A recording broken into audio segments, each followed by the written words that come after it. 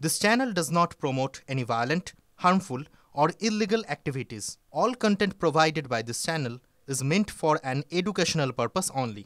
Top quality और consistent performance के लिए सिर्फ सिल्वर पंप नाम याद रखना। এক বছর ধরে ফেসবুকে প্রেম। সরস্বতী পুজোর দিন আর 5 জনের মতোই বাড়ি থেকে বেরিয়েছিল ওরা। মা জিজ্ঞেস করায় বলেছিল পার্কে ঘুরতে যাচ্ছে। তারপর একেবারে সিঁথিতে সিঁদুর পরিয়ে প্রেমিকাকে বাড়ি নিয়ে গিয়ে তুলল 17 বছরের নাবালক। নবম শ্রেণীর ছাত্র ও ছাত্রীর কীর্তিতে হতবাক এলাকার মানুষজন। আসলে সরস্বতী পুজো দেখার নাম করে বাড়ি থেকে বেরিয়ে তারা সোজা চলে যায় মন্দিরে। তারপর বিয়ে করে সোজা দুজনে হাজির হন পাত্রের বাড়িতে। কিন্তু বিয়ে করেও শেষ রক্ষা হলো না।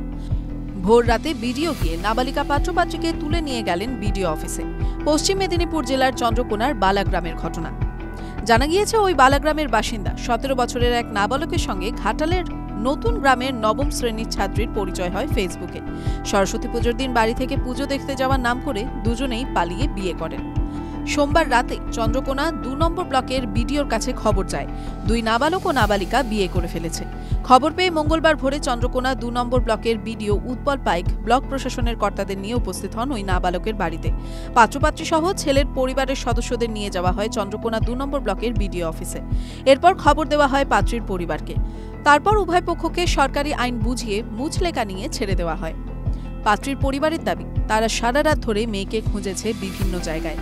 সকালে বিডিও অফিস থেকে ফোন যেতেই বিষয়টি জানতে পারে তারা। টিভি9 বাংলা ডিজিটাল।